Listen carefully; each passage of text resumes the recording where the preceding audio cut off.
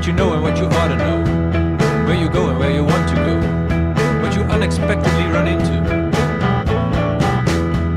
what you see and what you really see, things you take, things you get for free, things you unexpectedly run into. Up and away in the cold light of day. Up and away. Up and away in the cold light of day. Up and away.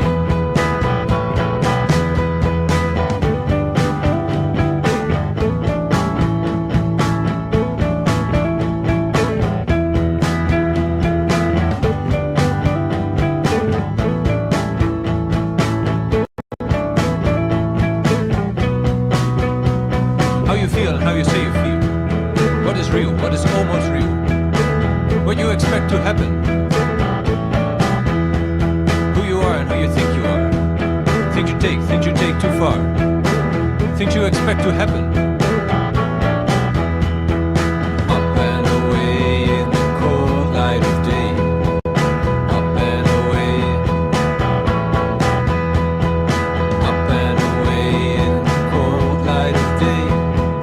Up and away.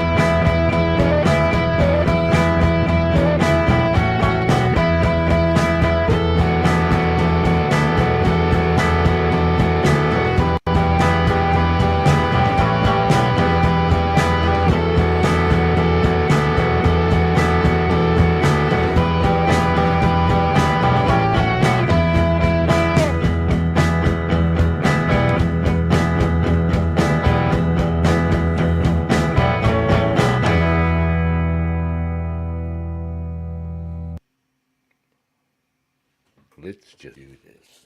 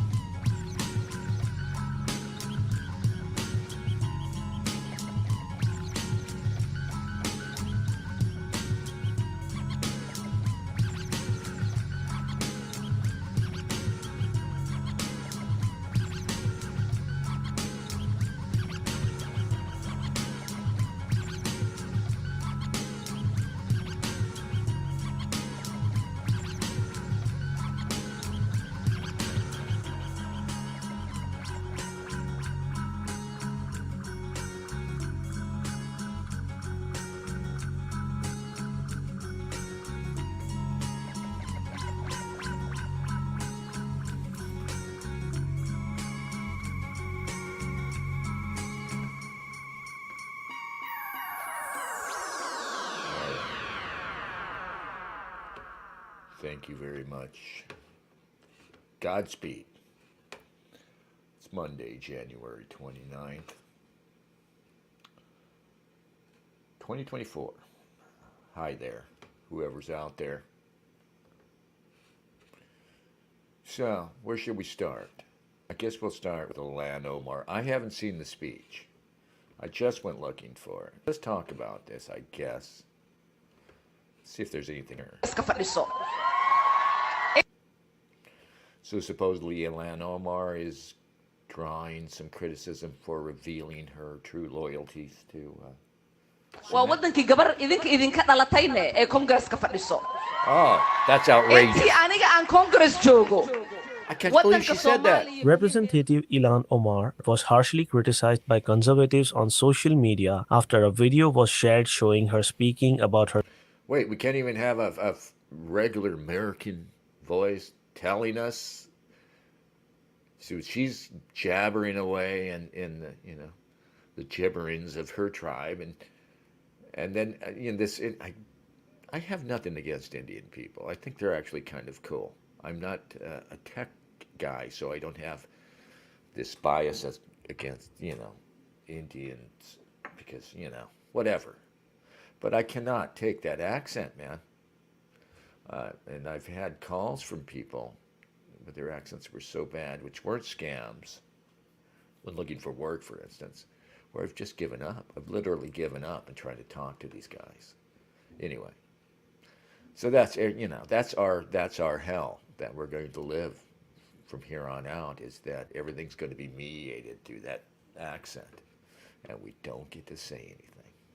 Her support for Somalia, the nation from which she hails. In the video, the liberal Minnesota leader was addressing a crowd in a Minneapolis hotel when she spoke about Somaliland and the unrecognized state's deal with Ethiopia, which Somalia alleges infringes on its territory. The video shared on X contains an English translation which has not been verified by the Washington Examiner, though Omar's response suggests the translation could be at least largely accurate. The translation includes Omar saying she's in Congress to represent Somali Americans' interests and that the US will do what we want and nothing else. While it appears Omar was speaking to a largely Somali American crowd and showing support for her constituents and their motherland, many prominent users on X took issue with the video. Omar responded to the controversy. It's not only slanted but completely off. But I wouldn't expect more from these propagandists. I pray for them and for their sanity. No nation state can survive if its states start to get involved in land lease negotiations with other countries without the consent of the federal government. The Minnesota Democrat was referring to Ethiopia's Memorandum of Understanding with Somaliland, a breakaway region of Somalia in which Somaliland agreed to lease part of its coastland to Ethiopia, a landlocked country.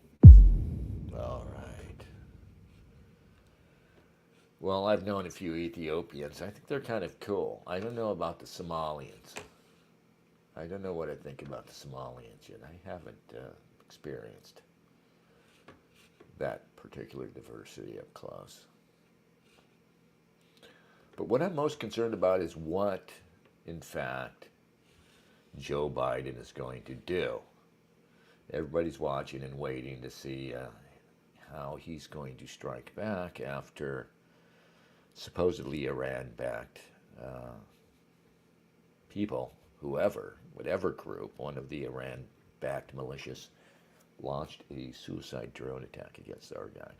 Suicide drones are the thing now.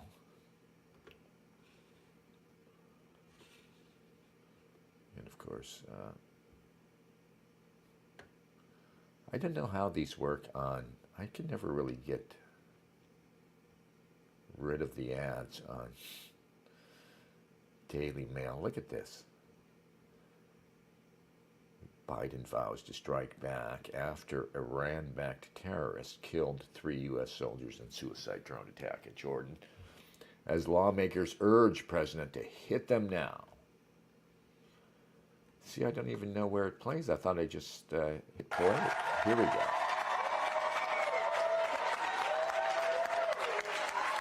And there's friggin' Clyburn. I want to point out that we had a tough day last night. lost three brave souls. Jesus, this poor man, look at this. Yes. I've asked you to hold the silence of all three of those fallen souls. Jesus.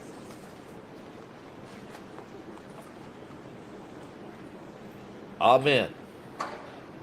Well, We shall respond. we God shall. bless you all. Thank you for allowing me to be here.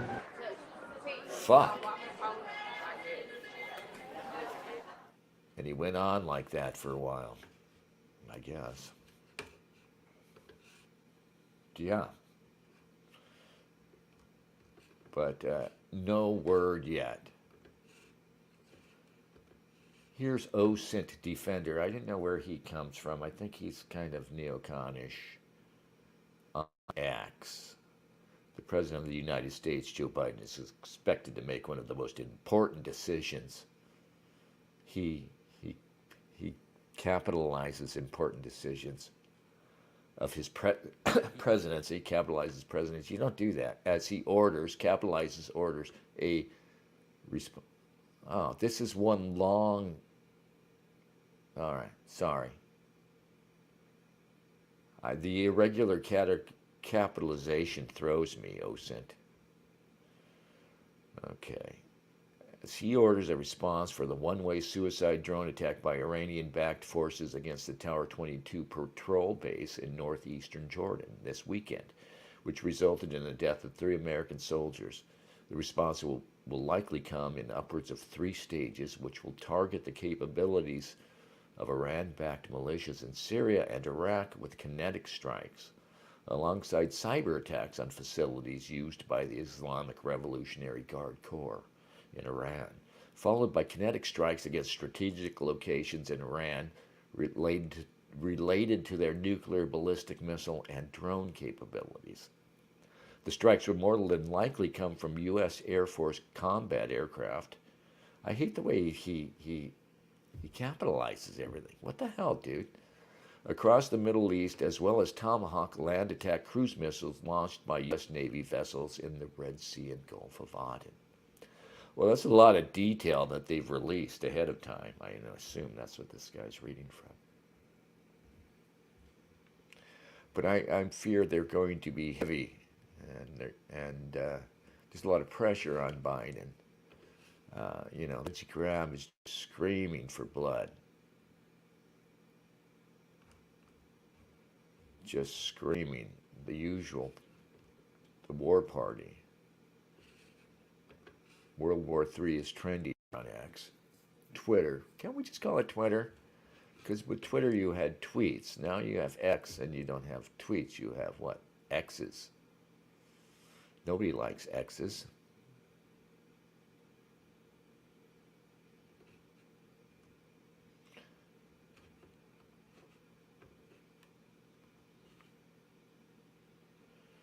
Ah, look at the kindly old Joe.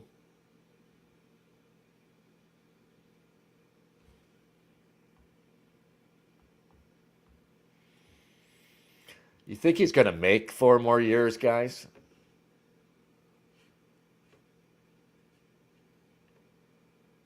Really?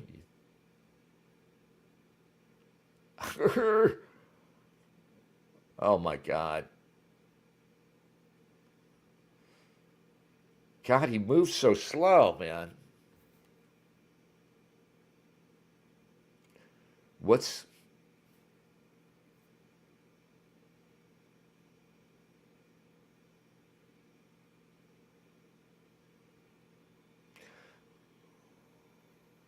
Yeah. Has he got 4 months in him? Oh. That was in response to a heckler. I didn't catch the start of that. Yeah.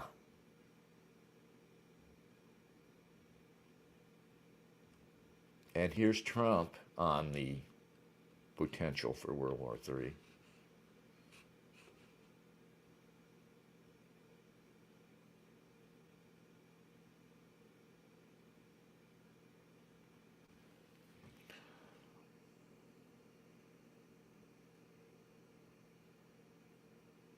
What about Israel? What about Gaza?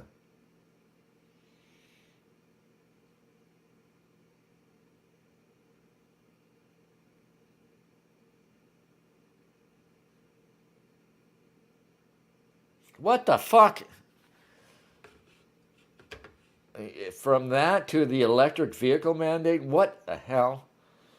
Jay asked, who else can the Dems put forward? You see, I mean, it's telling you something, right? They're not leaving. It used to be, even though politics, have always been, somewhat corrupt, right? But it used to be that there was something like an open contest in the primaries. At least there were different powerful factions fighting. And those different factions at least represented some popular will out there. Now there's none of that, right? There's just the establishment, and they don't want to leave anything. It's crazy to me. I don't understand it. They appear to be sticking with Joe, unless the plan is to replace him late, get him over the line, perhaps, with Trump in jail and all kinds of malfeasance around the election. Get him in there and then replace him. But it doesn't really matter. They like that he has zero agency. He has zero to say. The only thing the guy can do is say yes or no to signing off on stuff, and I imagine it's very, very hard for him to say no now at this point. And he doesn't have the faculties. And we're talking about a guy, remember, Joe Biden's been a joke as, the sort of worst sort of the worst sort of politician, sort of rudderless, character-wise. And that guy who had no sound foundation, that guy who has this fucking crazy family, because he's a wreck, right? That corrupt bastard who's taken more money from the defense industry in Israel than anybody, he's a proud Chavez. That guy is now the guy who started with nothing, really. He started with no heavyweight intellect. He started with no sound character. That's the man who is deteriorating rapidly in this position they put him in. They've made the cut out of him. They love it, except when, there's that infamous clip of him on Air Force One where he has gotten up, he's gotten away from his handlers and wandered into the back of the airplane and is talking, without a script to reporters, and Blinken and some other guy, I forget. Two Jewish guys are standing there looking at each other with trepidation, and one of them looks at the other and I think mouths something like, "Stop this." They like that. And it shows, but to me what's incomprehensible about it is that it's so reckless on their part. I mean, I don't think they want things to fall apart. I don't think they want things to slip out of control. But they're showing a profound lack of concern for our reaction out here to this bizarre and shameful episode in American history, putting this man up here, and they're still shaming us about Trump, Yeah, of course, there's Lindsey Graham. Hit Iran now. Hit them hard. Senator John Cornyn, target Tehran. Bomb Tehran, right? So, the spirit of John McCain lives. Somebody was talking about Lindsey Graham. Okay, he's 66 or something now, and he's an old homosexual, I assume. So he says, what hedonic pleasure could he possibly get from any of this? What more does he have to gain from all this? Well, the guy doesn't realize the hedonic pleasure for Lindsey and probably John there. The hedonic pleasure is the war. These guys are worse than corrupt. They are believers at this point. If it was just corruption at the start, they've been corrupt for so long. They've been doing this for so long that at this point it's just inborn malice. Not inborn, but inbred.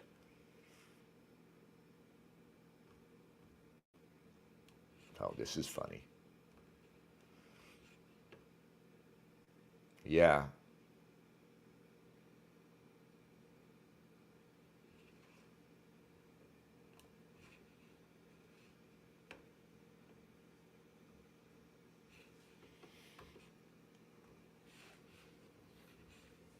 Yeah. You know, that deserves to look at the original, I think.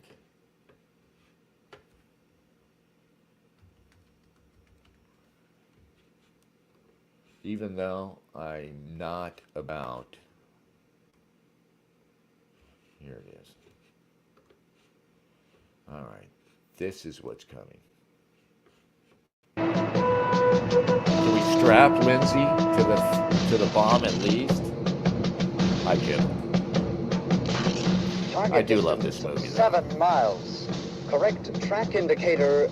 What's great about it is that the crew is just so capable and brave, and they just keep going, right? -7. Roger, 7 miles. Expect GPI acceleration factor. GPI acceleration factor set. Target distance 6 miles. Roger, 6 miles. Pulse ident transponder active. Pulse ident transponder active.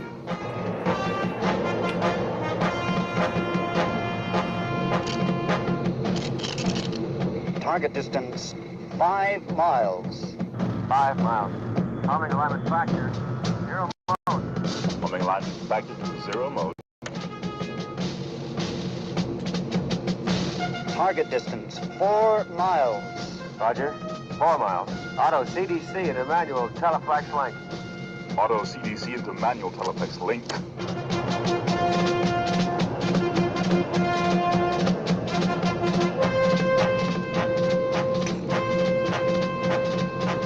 Target distance 3 miles. Roger, 3 miles. Target in sight. Where in hell is Major Kong?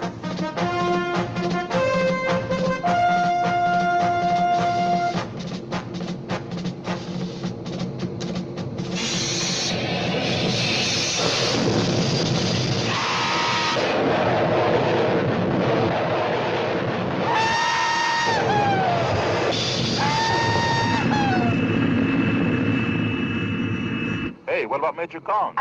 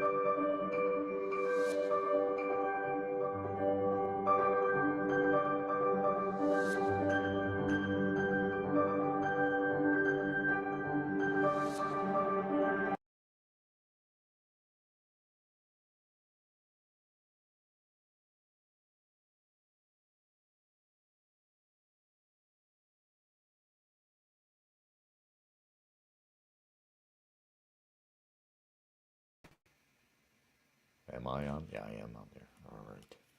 Rod continues to be crazy over there at Uns. Yeah, it's funny about that movie, isn't it? Do you think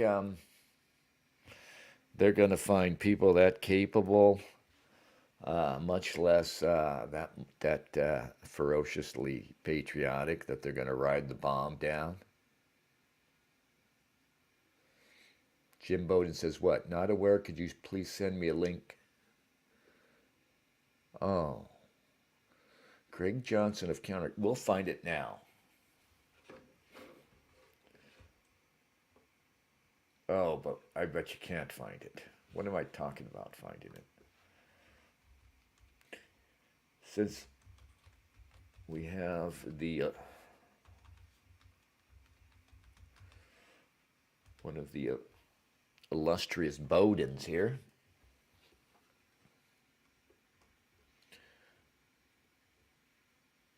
Let's look up some of his better speeches. Here's the archive. All right.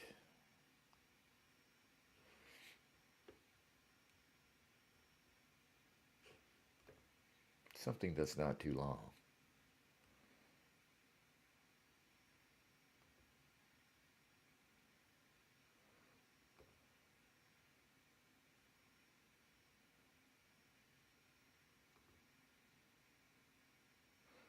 looks good. Right, so I'd like to introduce myself as the last speaker today. This is the third meeting of Iona, and we've had themed meetings. The last meeting was on feminism, although we had a chap talking about modernist art, which didn't entirely fit in with the schema, but there we are. This one's been about European civilization, and I've been asked to speak on European civilization. Now, being asked to speak about European civilization is like being asked to throw an enormous sort of spool of string into the future and to try and grasp it as it goes away from you. What do you talk about? Do you talk about the art? Do you talk about the architecture? Do you talk about the science? This is from 2011. Maybe we'll check out the newer stuff. All right. Oh, I can't pull it up here. Why won't it let me show? Oh.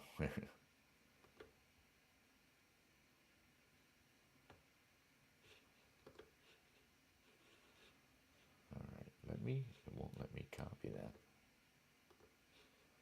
All right, sorry.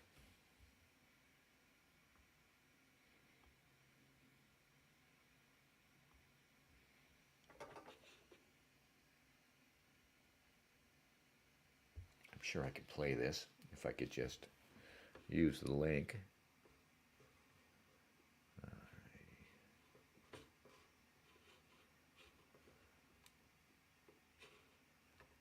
Translate to English. Okay, just a moment. All right, let's go ahead and play this while I'm looking.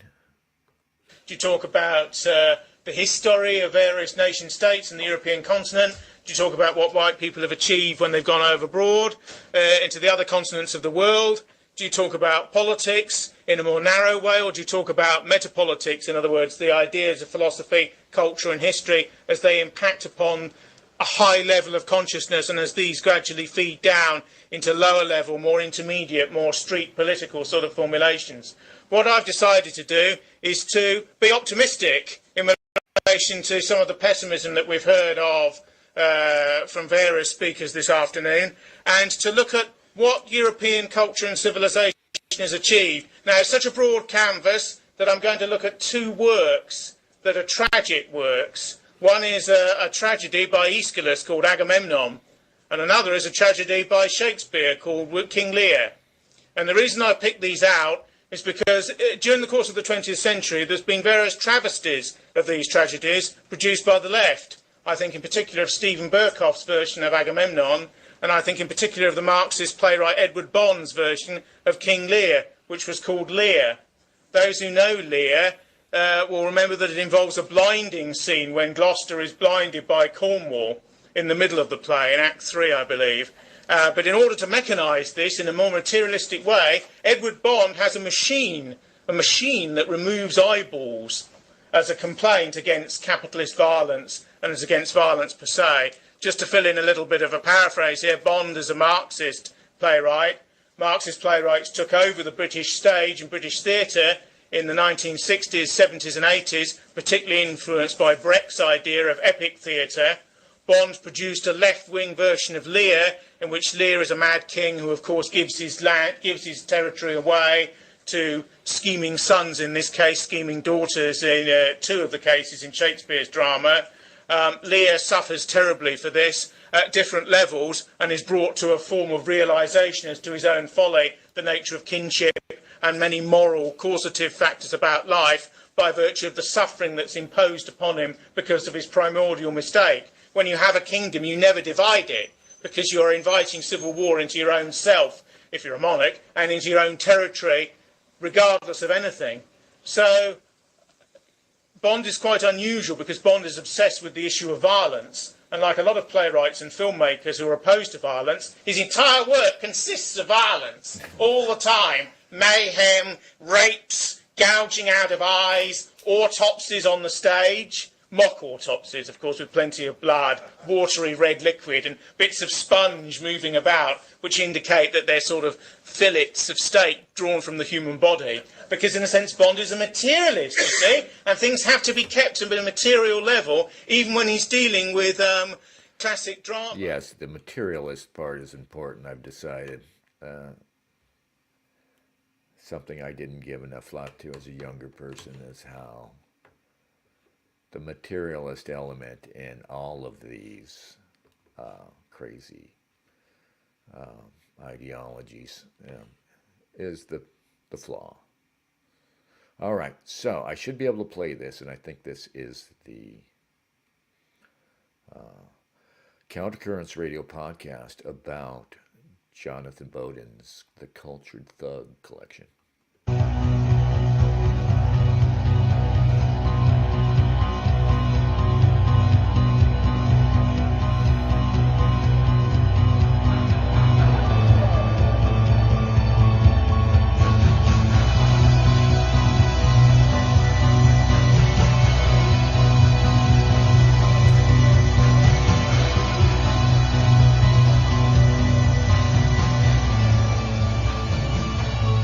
I'm Greg Johnson. Welcome to Countercurrents Radio. We're doing something new today. This is the first of the Countercurrents Book Club.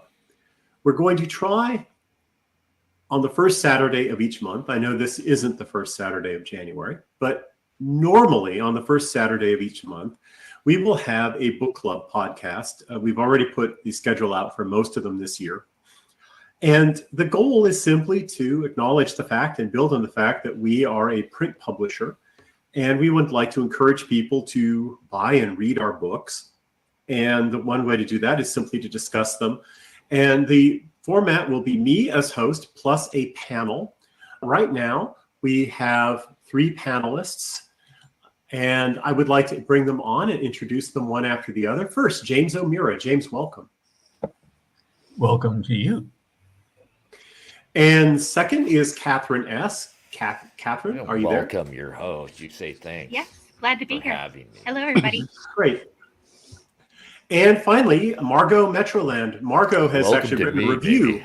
of the book of the week, of the hour, and that's Jonathan Bowden's The Cultured Thug. So, Margot, welcome. Thank you very much. Hi, everybody. What? Is this a Well, it's great to have you here. I hope this works. We've got I a hope great you talk book. a little. We've got a great panel. So why wouldn't it? Let's just begin. Folks, if you have questions or comments about the book, The Cultured Thug by Jonathan Bowden, or frankly, anything else that comes to mind, I wish they would you get can into it. do those with a super chat. And the way to send super chats is to look at the bottom of the screen where it says entropy. You can go to entropystream.live/countercurrents, no hyphen. Hit the green button and leave a chat. We're not streaming there, but we can take your donations. And Entropy is one of the few places on the web, the only place for a long time, that stood up for free speech and allowed people to send money to us using credit cards. So we're very grateful to them. You can also send tips through Odyssey. And if you'd like to send us those little tokens, those diamonds, lemons, ninjets, ninjaginis, whatever, at DLive, we take those gratefully as well. So, without further ado, I want to begin with Margot. Actually, let me say a bit about how this book came about, because there's some context that needs to be put in place. If you've read it, you've noticed that it's something of a miscellany. It consists of some long transcripts and some short pieces, all of them published before at Countercurrents. And this is the 5th collection of Bowden's work that I brought out at Countercurrents. And the first 4 were somewhat more thematic. The first one was called Pulp Fascism, and it dealt with basically popular culture and rightist themes in popular culture. Then I did Western Civilization Bites Back, which dealt with moral issues generally about Western civilization and its malaise. After that, I did Extremists, which are portraits of metapolitical thinkers. And then we did this book called Reactionary Modernism, which is about right-wing modernist artists. And then finally, we brought this out. And this I just called The Cultured Thug because, well, it's all about culture. But it's sort of a pseudo-unity. It's sort of like this book that came out in 1988, a collection of Ayn Rand essays called The Voice of Reason. There was absolutely no unity to the book. It was just basically a bunch of leftover stuff that hadn't been anthologized. So the editor gave it the subtitle, Essays in Objectivist Thought, which could have applied to any of her books. And so it's kind of a pseudo unity, but I wanted to bring this out because all of these pieces deserve to be read. It's just that the context in which they're placed is kind of wide open. It's kind of a miscellaneous collection. So we have things on Shakespeare and Elgar. We have things on totalitarianism. We have a couple of movie reviews, movie essays at the end, and a couple of book reviews.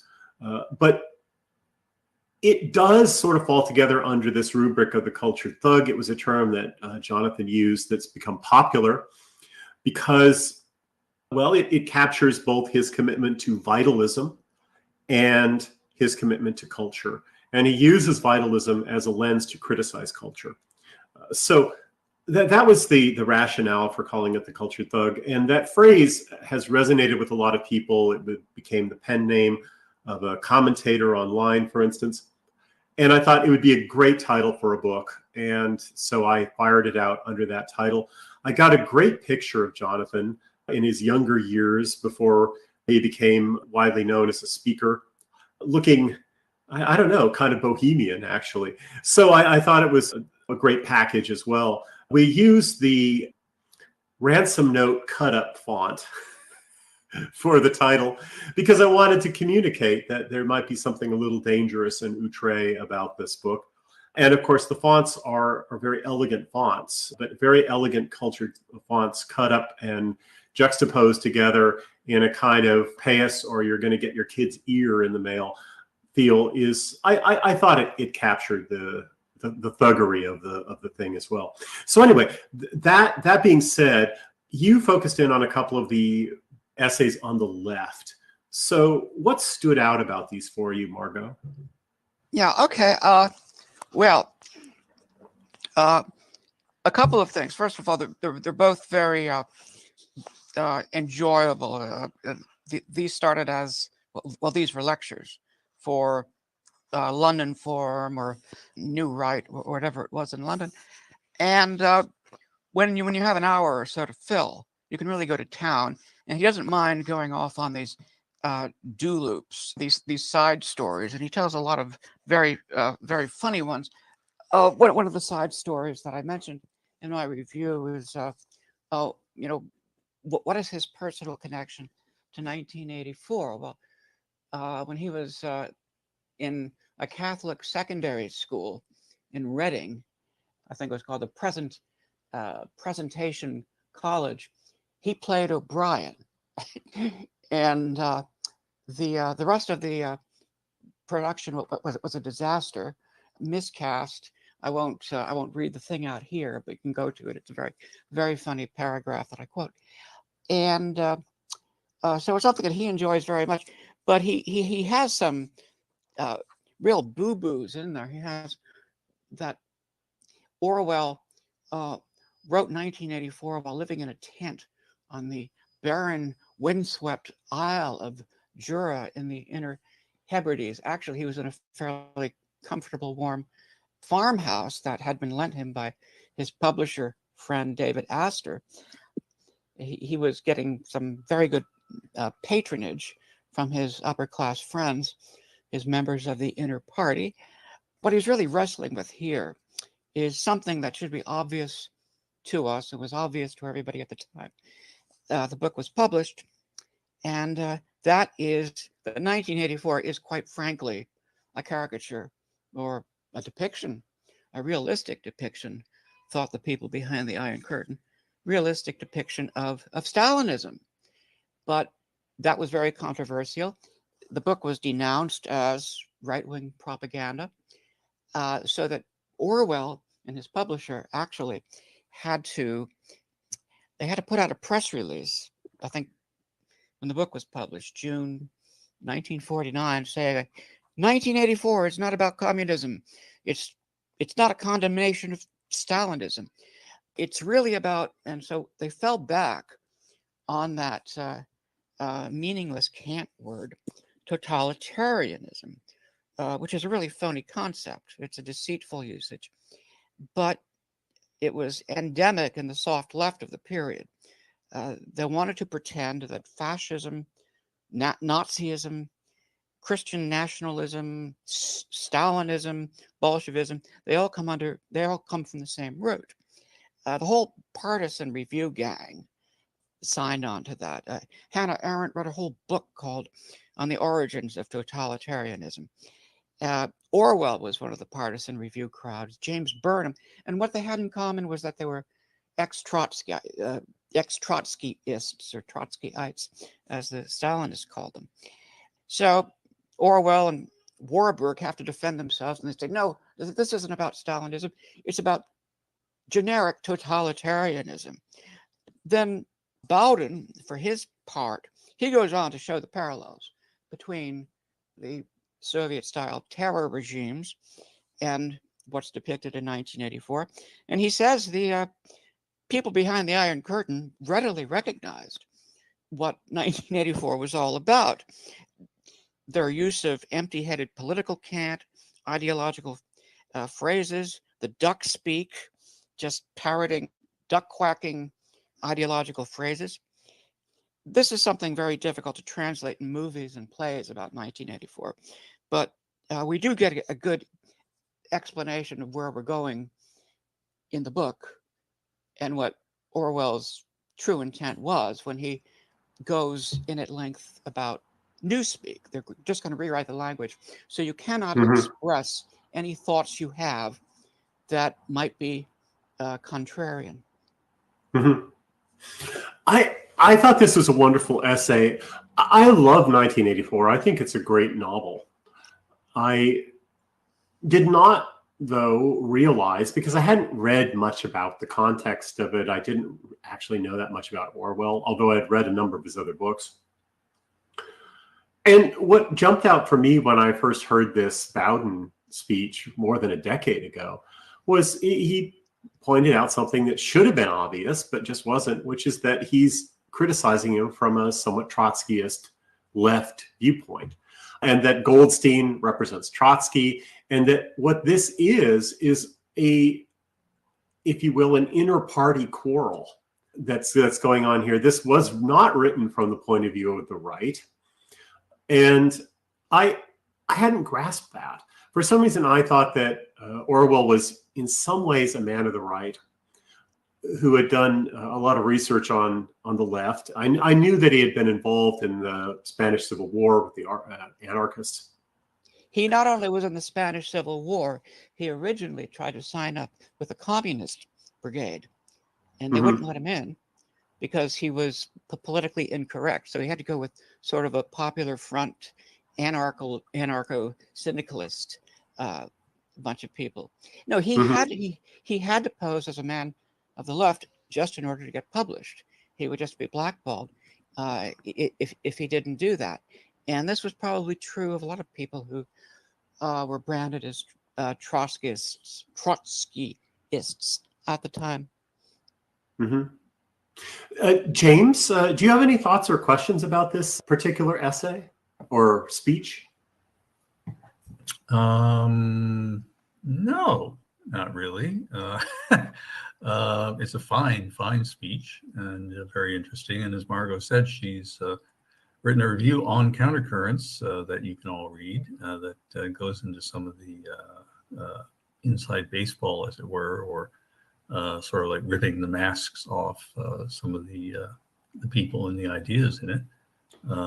So it's well worth your time, and well worth being supplemented with Margot's review as well. Margot, how much have you written on Orwell for us? You've written more than half a dozen pieces over the years. I think I've done a half dozen pieces, and I probably sketched out a couple more. I could probably compile them into a slim book. What fascinates me, coming back to Bowden, we've had some discussion about that name, is that he's obsessed with O'Brien. He has this idea that O'Brien is supposed to be some kind of a priestly, evil, religious figure, when it's as plain as day to me that he's basing O'Brien actually on a longtime friend of his, Cyril Connolly, who was figuratively speaking, in the inner party. He was one of those toffs who had money and position and got Orwell work. A couple of other people were an editor named Richard Rees, and then there was David Astor, Nancy Astor's son, who published The Observer, who gave him that house on the Scottish island. But let's see. My other oddball theory that I'm going to stick with is that O'Brien in the book was meant to be a good guy. When we first meet him, he's very sympathetic. Julia and Winston go to his flat and meet him. He turns the telescreen down. He gives them wine, gives them the book, and he seems to be their friend. And then about a third from the end of the book, he comes to take him out of the jail cell, he takes Winston out of prison. And after that, we have terror and torture for many pages. And it's at this point that Orwell got lost. He didn't know how to end the book. I think he wanted to give it a happy ending with O'Brien and Julia and Winston finding a way of escape or fighting back against Big Brother. And he was very ill. He was still on the island. It was cold. He couldn't find a typist to hire. He had to write and type his manuscript in late 1948. So he had to find a way to close it up. So he filled it up by stuffing it with lots of extraneous stuff like that theory and practice of oligarchical collectivism, that strange book that's supposed to be by maybe by Goldstein. It's actually sort of a parody of James Burnham, The Managerial Revolution. And then there are those long torture scenes. And that was the best he could do. He sent it off to his publisher, the manuscript, and said, I've really botched this, I'm afraid, but at least here it is. And he never really got over the idea that he didn't end the book correctly, the way he had planned to. And the reason I think he wanted a happy ending is that this follows the same plot arc as an early novel of his, Keep the Aspidistra Flying, about a penniless poet who has a terrible job and he's always being spied upon by the landlady. And he follows the same course as Winston. He has a benefactor who helps him out. He gets in trouble, goes to jail. The benefactor comes and takes him out the same way that O'Brien does. But instead of taking him to the torture chamber, as in 1984, he takes him home and sort of nurses him back to health and tells him to get his life together. And again, this character, Gordon Comstock, he has a girlfriend whom he's trying to make love to in the country. And they end up together at the end. They're happy. It has a happy ending. It was made into a very bad movie with Richard E. Grant, but it's a very good novel, even though it was one that Orwell himself hated very much. I had no idea about that. That's very interesting. Catherine, do you have any thoughts or questions about this particular piece, the 1984 piece? Well, I'm embarrassed to say that I have not actually read 1984, not the piece in the book, but just the book itself, 1984 by Orwell.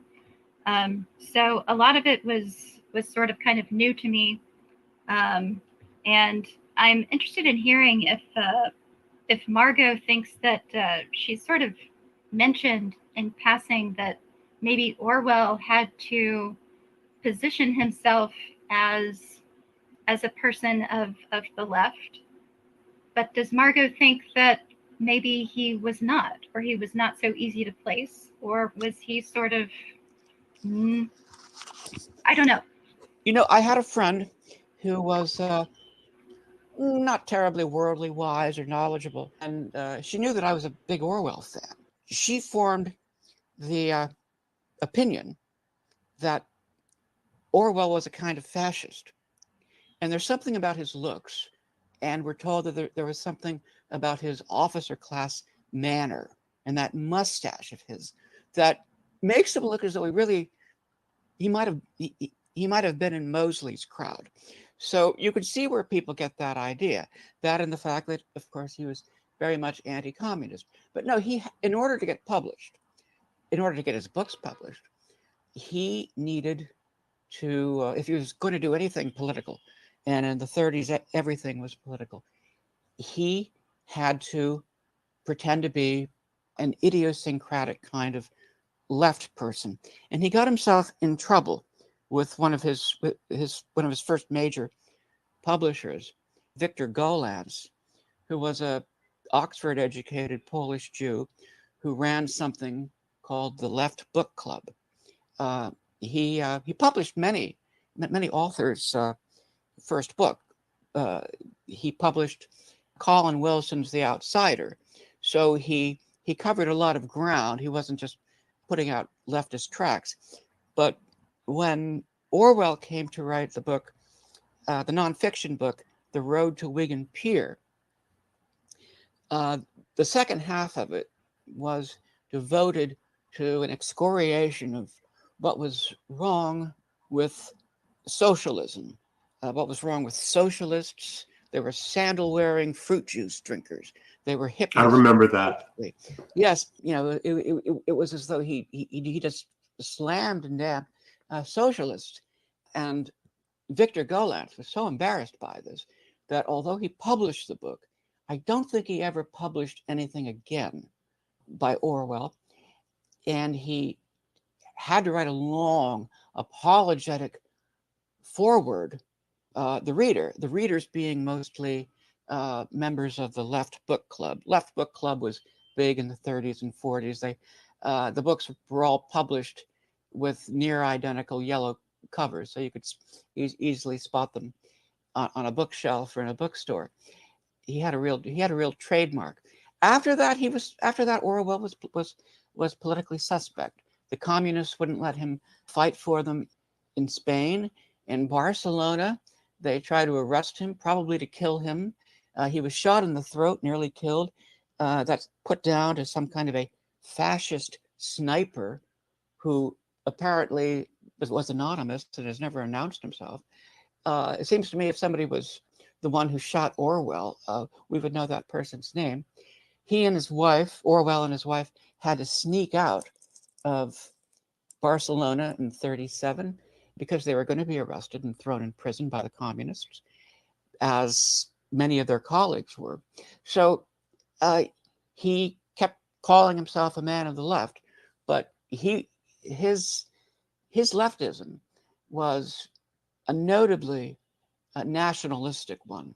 He believed in nation and peoplehood and tradition, and there just really wasn't much of a place for that kind of sentiment in the official leftist circles of the late 30s, early 40s. Absolutely. That's very interesting. Let's wrap up with just one quick question. Do you think this is a good introduction if somebody hasn't read 1984 to give them a sense of what the book is like and whether it's worth reading? I think it is, because even though he makes a few mistakes and has a personal bias and has a personal involvement with it, that supercharges his enthusiasm and rhetoric. And I think Bowden does a real slap-up job with this lecture essay. Wonderful, wonderful. Well, what I'd like to do now is let's move to first Catherine. Catherine, what jumps out of this collection to you? Well, I'm going to be true to type, and I really loved the Shakespeare essay that he starts out with, that the book starts out with right after your introduction, but I think I should also pair it with the Greek, the short article that he writes about some of the ancient Greek playwrights, particularly Aeschylus and Aeschylus's Agamemnon, because they're both talking about not just plays and the writers who wrote them, but I think you in the introduction and then in the introduction to this podcast said the word dangerous. And I think both of these essays are about the danger of language. I think, at least to me, what seems to be lost in a lot of, contemporary, modern day, even writing, not just when you're talking to people, but nobody ever seems to say anything real, countercurrents notwithstanding.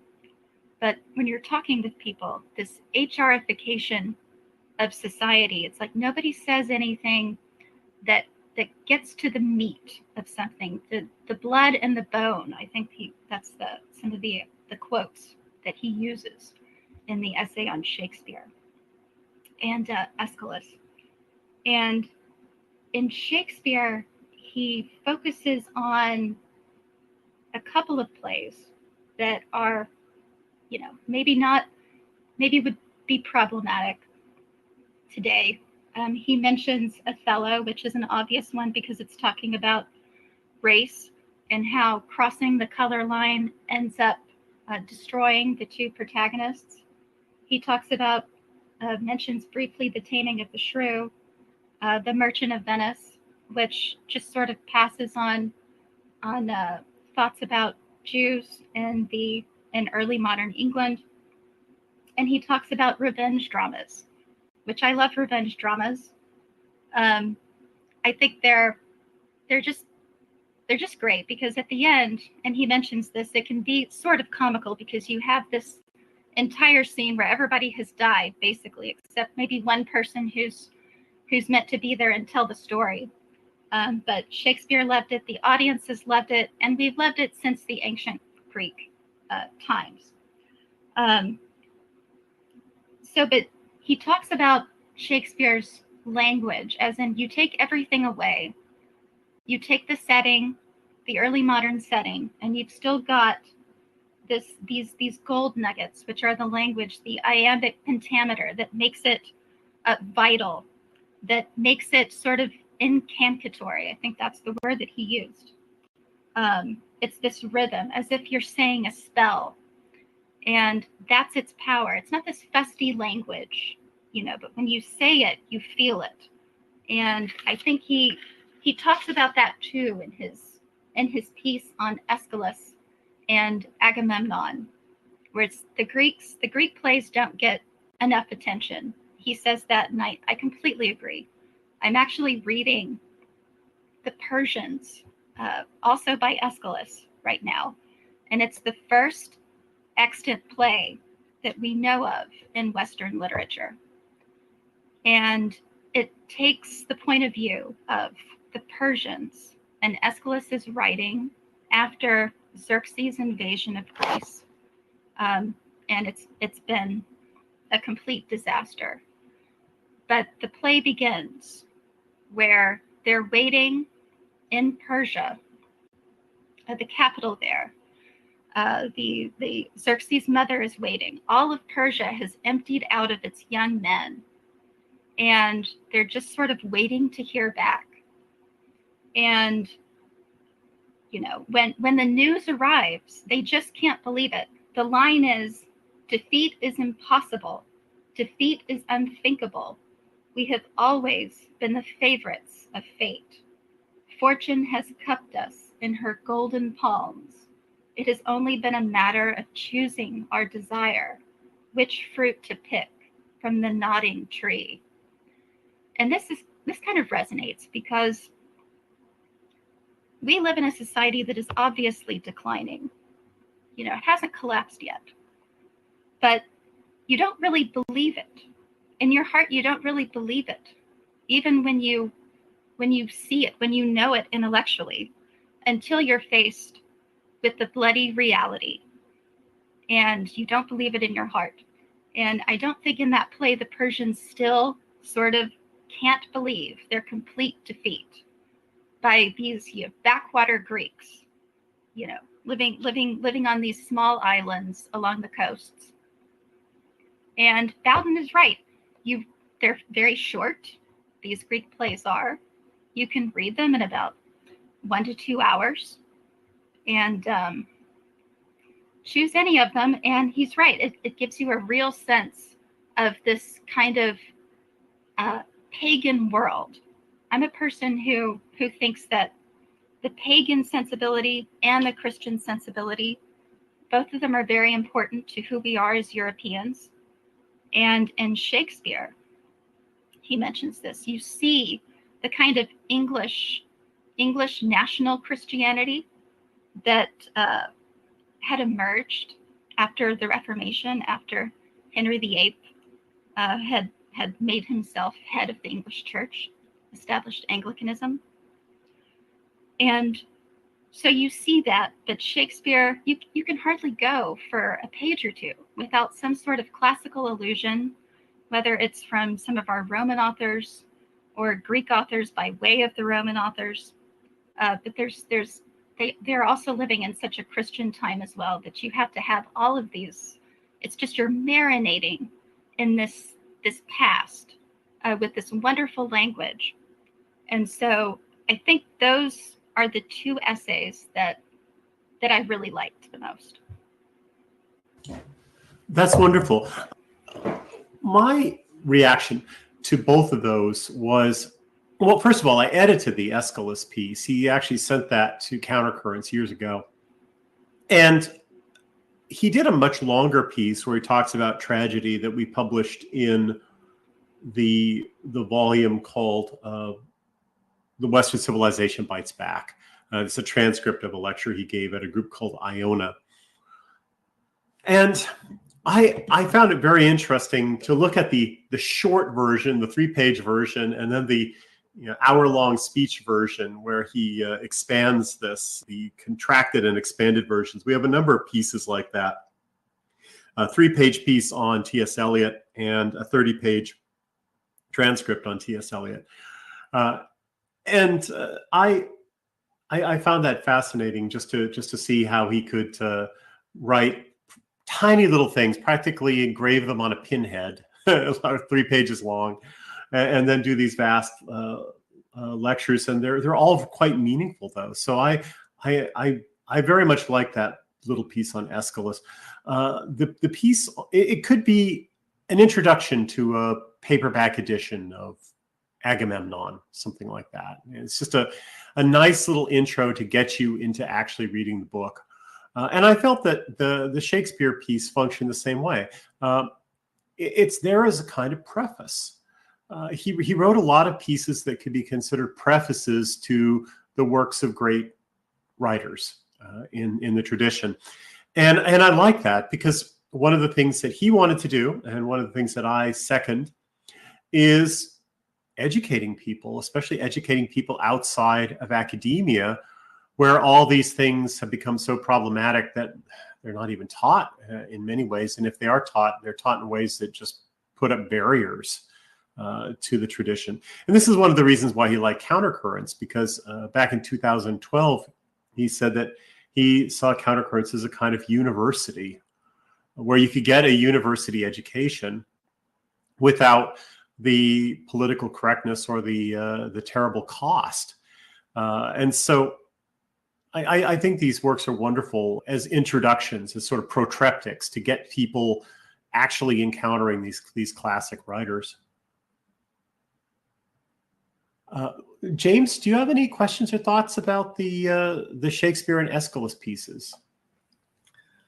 No, I don't think so. They're fine pieces. And I think you're right. They would serve as excellent introductions to perhaps a Countercurrents Classics series.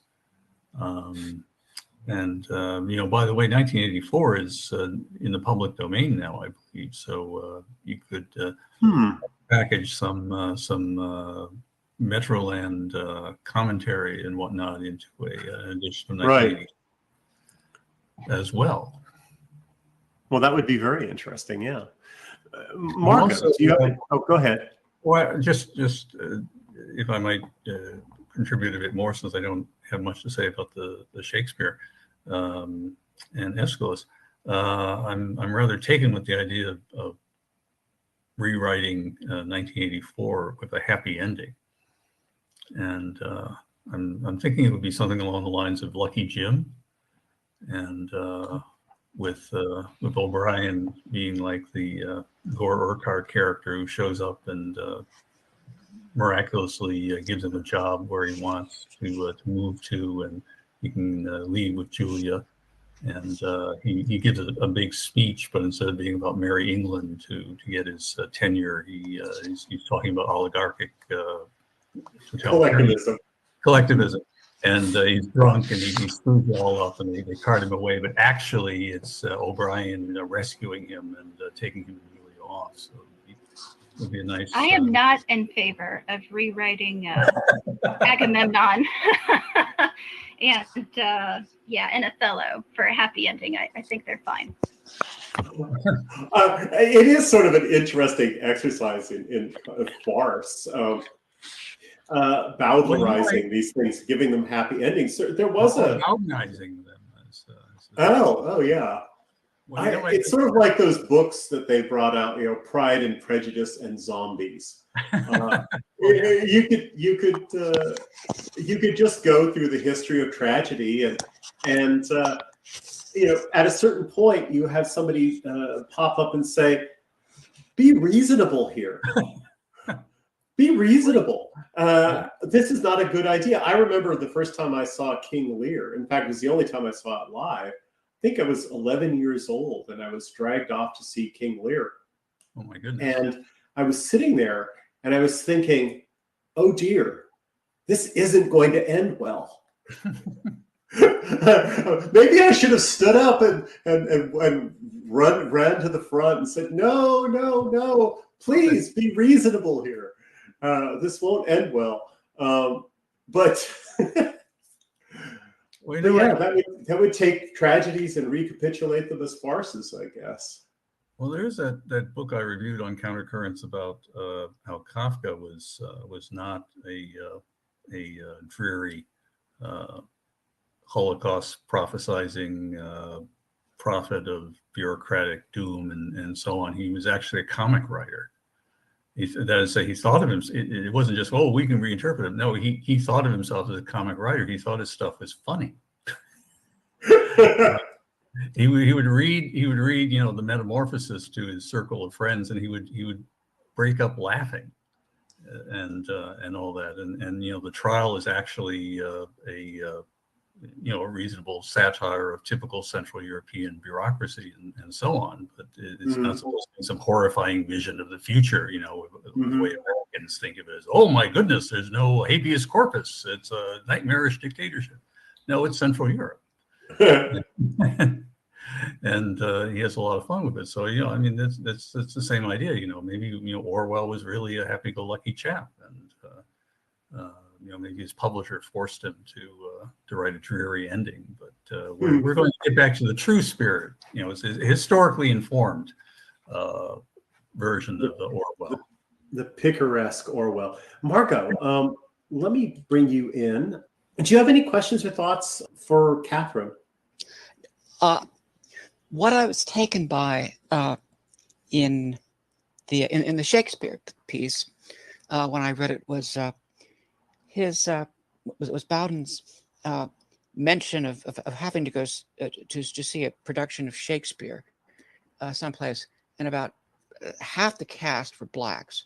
It was Julius Caesar, and he makes the point that Orson Welles once did an all-black Julius Caesar, but that was in Harlem, and it was supposed to be all black. But there's this weird pointlessness of getting a multiracial cast simply because they can, simply because it's permissible. And I have mocked that,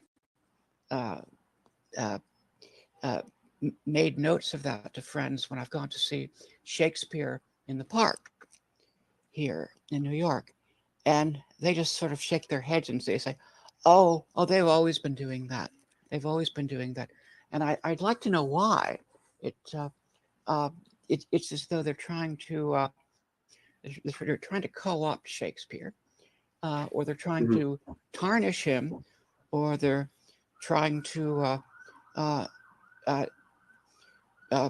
give a touch of the tar brush to Western culture. especially to something as iconic as Shakespeare. One thing that I did not see, but I heard about, and there was a bit of a stink about it, was in Budapest. They did an all-white version of Porgy and Bess. Oh, that's great. Well, yeah. And I'll watch that. But on what grounds could anybody complain about that? It's funny. There is this attitude about diversity, especially in high culture, that what's theirs is theirs, namely Porgy and Bess, and what's everybody else's is negotiable. And it just so happened that Wait a minute. Who wrote Porgy and Bess? It wasn't even a black guy, right? It wasn't written by no black guy. Who wrote Porgy and Bess?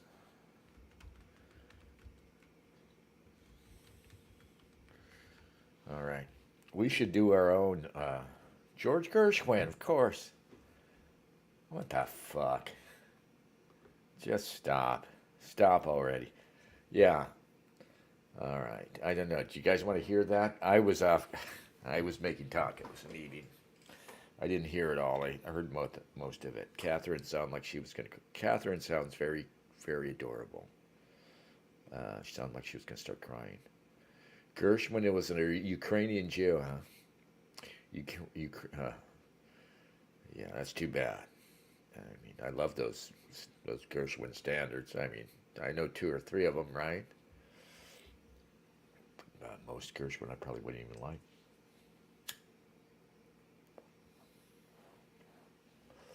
Ukrainian Jews are trouble. And it is strange that, Ukraine is former home of European Jews. There's a connection there. Galaxy Brain Vanguard says Du Bois Hayward was an American author and playwright who collaborated with George Gershwin on Porgy and Bess. AI said that. Well, this AI fella don't know shit, all right? Tell AI to come over here, I'll kick his fucking ass, man. Sorry. Okay, so Du Bois Hayward sounds black, especially early 20th century black. I miss when black people used to give their, I didn't even know this time actually, this is before the 70s even, right? When black people would give their kids grand sounding names, not made up Afrocentric sounding names, but just like, George Washington Carver kind of names, cool names.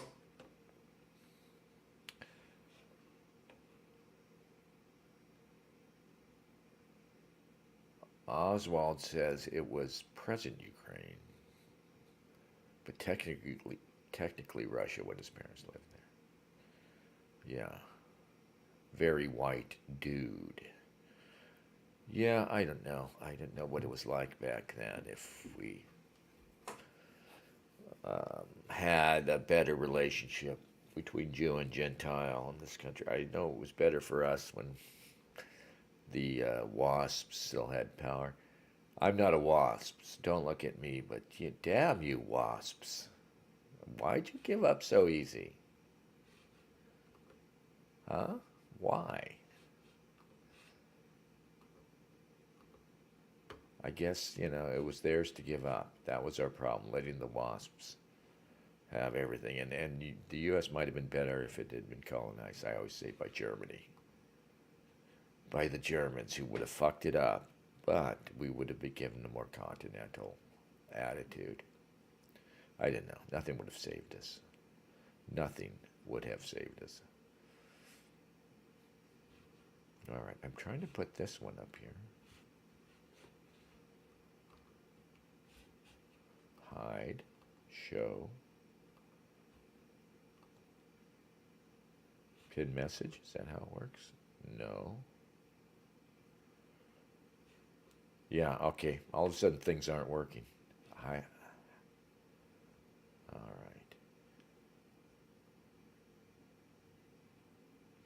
Anyway, I was worried about World War III. I'm less worried now. Just because it's getting late and I'm getting a little tired. I think we're going to be okay. What do you guys think? I was actually having more fun listening to the man himself, Jonathan Bowden. Great difficulties of the contemporary left, certainly if we go back over the last 30 to 40 years, has been to deal with Stalinism. Why did their project of universal human emancipation end up with Stalinism in every sense? Why did it fail catastrophically, even in its own terms? Why did a doctrine of radical human rights, where all would love and... I'll tell you why. I'll be bold enough, only because the man himself isn't here, to venture that because it was Russia. If I was a socialist, I don't hear them say that. But certainly if I was a commie, I don't view it by ideology anymore. I don't care about anything anymore. All is ethnic struggle.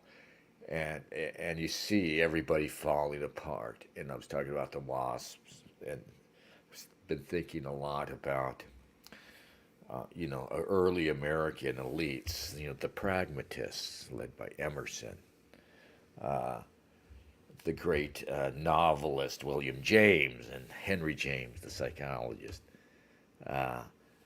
These giants, intellectuals before it, the takeover.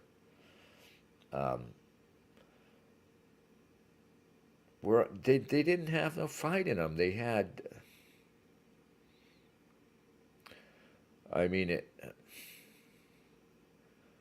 they were so deluded.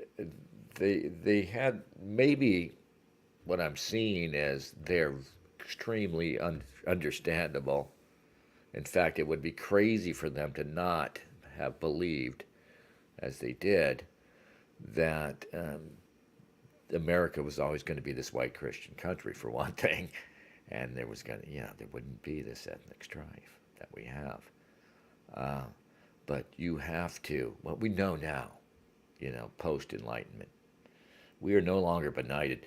The only people who can say they are no longer benighted are the people who see now that all this ethnic strife, it's either active or it's latent and it's waiting, And obviously diversity, it's been, deliberately there to unleash it on us, the ethnic struggle. And one group's always understood the ethnic struggle, the group that's best at it, the group that made it ethnic struggle its very religion.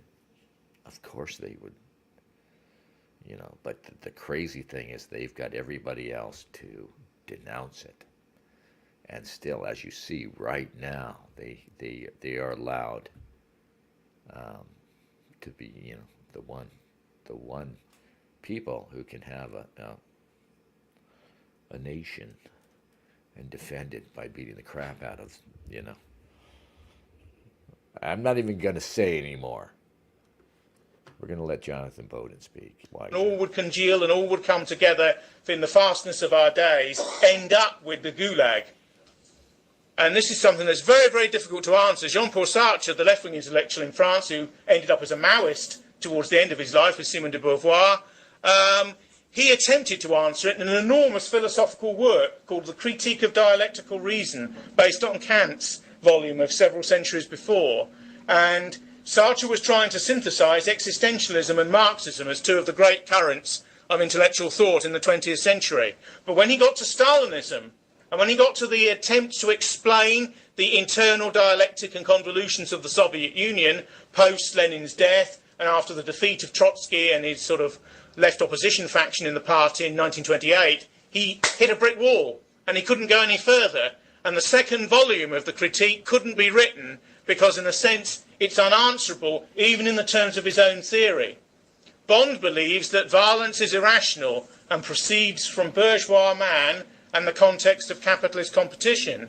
But the problem with this, as is the problem with all Marxism, is there is a complete voiding of the biological realities of life. Yeah. Men and women in all groups are 80% inherited, at least. 80% generic, 80% genetic, 80% hereditarian. And the socialised element, the naturalising, normative element where we're reared through parents, the psychology that we're into, relationship that we have with them, we're culturalized through education and through behaviorism in a society, that's 20%. And even that is ecology, which is a species of biology. Everyone knows ecology is a subject area within biology. It's almost as if the 20%, which is actually given by naturalization, that which is nurture rather than nature, to use old-fashioned formulations from the 1960s, is actually part and parcel of nature itself. Because who sets us up and what sets us up and primes us to be naturalized as human beings, if not nature itself? So there's an easy answer to Sartre and to Bond and other people of this sort who pretend that there is a deeply complex and invidious set of reasons as to why the left-wing projects ended up in the way that they did.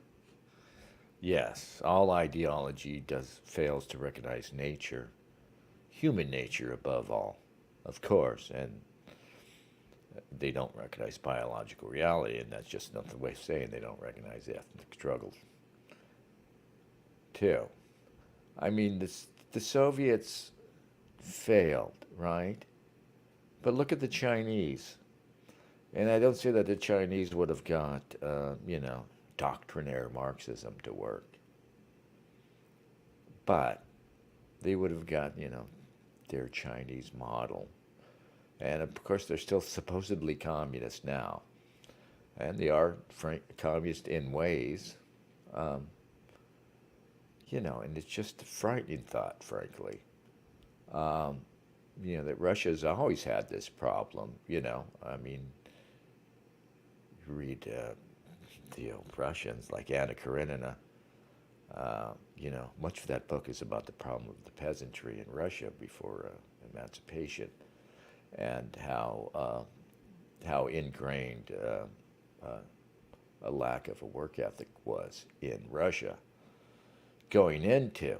I mean, maybe the same thing that made them susceptible to revolution also made them hopeless in carrying it out. Everybody's all very energetic about lining the Tsar up against the wall. But then you got to actually do work. And, of course, the Soviet Union did manage to force, just using its resources, force itself into creating heavy industries and everything else, till they all went bust. It's now a canard, it's now a sort of species of rhetoric that Stalin's Soviet Union was one of the worst regimes that's ever existed in human history.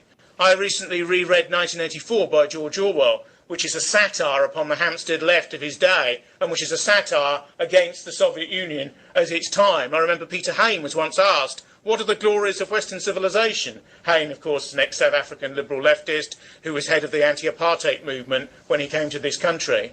And Hain said there are no triumphs to Western civilization. Yeah. Said that there's nothing to be proud of at all. All we've created is Hitler and Stalin. And don't forget he's on the centre-left. So to include Stalin is in a way a sort of a Mallarge own goal in relation to what could be perceived to be his own side.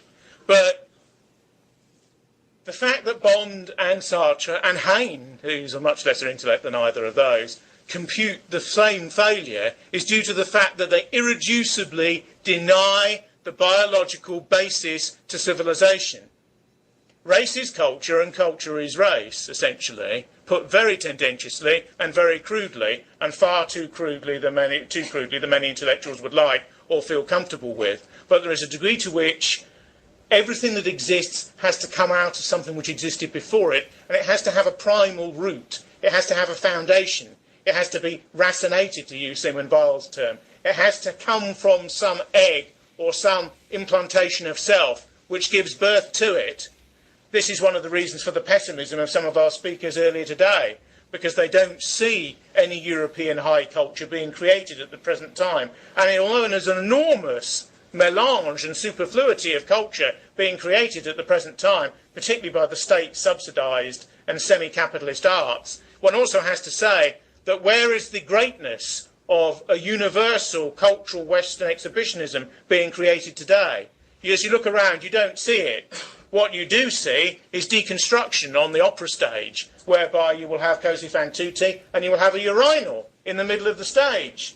A urinal which men sort of empty their bladders into, of course. Now, why is that on the stage? It's because the people who've put that piece of work on are rebelling against the nature of the piece. They're at war with the text. This is what they would tell you. They're attacking the text even as they're putting it on. It's a sort of masochism in a way, because it means even as they're going forwards, they're pummeling themselves in the face, rhetorically, and watching it in a mirror. And they've got a film camera, like that one over there, filming them, pummeling themselves in the mirror. Because what they're frightened of is too much authentication. What they're frightened of is too much cultural affirmation. Because if things are culturally affirmed in a prior or identitarian sort of a way, they're conceived to be too white, or too European, or too or too fascistic, or too dangerously tribal. And that's the reason these things are done. Everything is done for a reason. This society and all of its very complex processes and cultural formations exists for interconnected sets of reasons. Nothing is purely accidental or contingent. Things may come together by virtue of accident and things feeding off each other in the way that sort of one thing will spawn a concept related to itself. But things are rooted in structures of being and belonging which have either been torn up and thrown to the side or actually subsist and come out of something which related prior to their existence. Why did a left-wing playwright like Berkov rewrite Agamemnon in the 1960s and 1970s, which is a play by Aeschylus from ancient Greece? Why did Bond rewrite King Lear? They did this because they wanted to take some of the primal energy that exists in these amazing cultural forms and use it for their own purposes. They also wanted to have versions of their own of Aeschylus and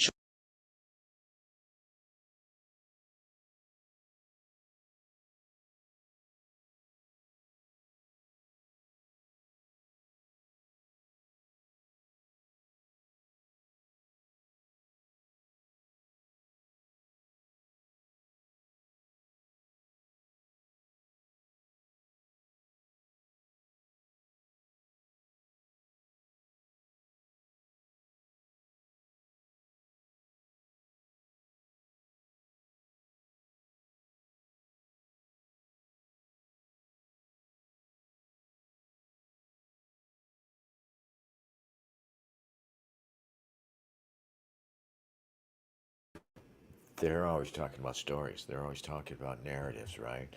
And they're always talking about the people they champion having stories, you know, and telling their stories. You know, the language is so pervasive. I remember a couple years back in Portland, we were getting a flood of refugees from somewhere dumped on some poor, formerly probably nice school in the outlying areas. And somebody asked one of the teachers, you know, like a true believer teacher, you know, what are we going to do with all these kids or something? I don't know, she said. We haven't heard their stories yet. Of course, the funny thing is they never have stories. They've got no stories. They all they can do is lift ours, and it's, you know. And when Jonathan Poden was talking in 2011, almost 15 years ago now, you know, there was still novelty to it. Of course, he might mention it. At the time, too, you know, certainly in theater, it feels different. Obviously. In theater, it feels more like a deliberate desecration. We're going to do King Lear, and it's going to be all black people. Just to take a piss on Lear, to take a piss on Shakespeare, and take a piss on the West. You know, it reminds me of a video I saw a couple of years back. Beyonce and her fucking husband, Jay-Z. It's a music video for a song, and they're in the Louvre. They let these assholes loose in the Louvre. They and a bunch of twerking queens are in the Louvre twerking and shit in front of all this amazing art. And obviously the idea wasn't appropriation. It wasn't even to use the beauty of the Louvre in there, not even that. It was, we're going to literally shake our asses at, you know, the Mona Lisa, whatever we find in the Louvre. Jim Bowden. I'm so sorry, Jim Bowden. You have to go. Yeah, well, it's not much of a stream. It's a work night. I got a little lazy. I'm sorry. We shouldn't have spent that much time with Johnson and the girls. Or I'll just say the girls. Yeah.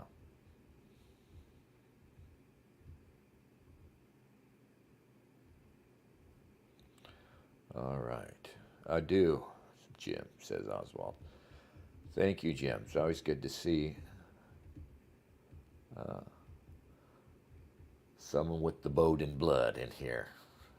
Makes me feel good. The Queens! Yeah.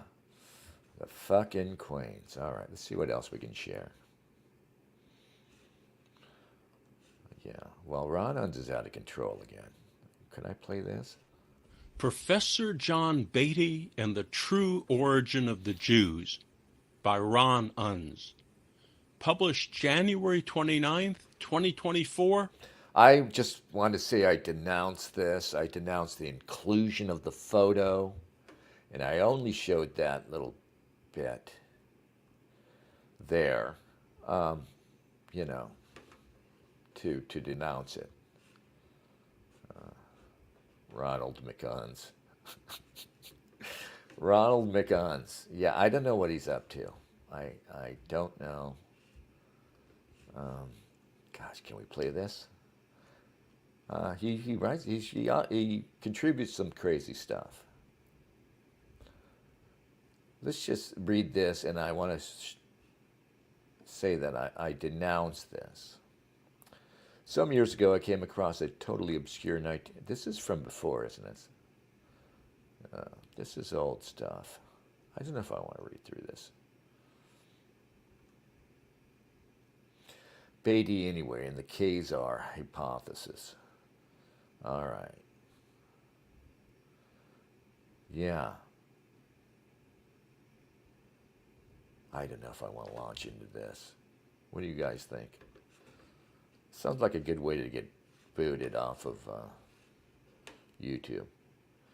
And I wouldn't want to do that. Yeah, I don't know what Unz is doing, but, you know, I go there to read England. Sorry, that's what I do. I used to go there to read Sailor. Now I go there to read England. That's, the times have changed, and I'm adapting, you know. But Ron Unz is a loose cannon, that's all. He's a loose cannon over there in the tribe. They get him, you know. They get him. Yeah, I think, you know, some of these guys are genuinely appalled at what's happening. I mean, you don't have to be a non-Jew to think this is all crazy, right? But at the same time, I've given up on the idea that we'll reach across to these sensible and good people among them. That is blackpilling. And I don't blackpill. You know that. I don't do that. Yeah. Anyway, it's all pretty quiet here. I don't think World War III is going to hit yet. Let me check Twitter. Formerly Twitter, now X. Yeah. What does Nikki Haley have to say about all this? She's calling for blood because of that.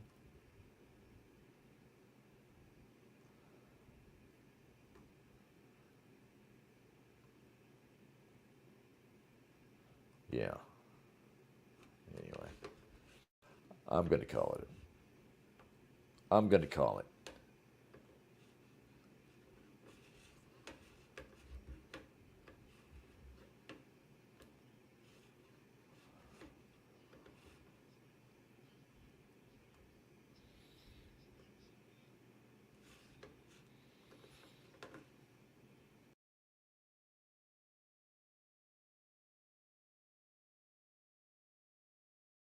And they wanted a situation where you could refer to a text which is of this present hour and of its present prejudices.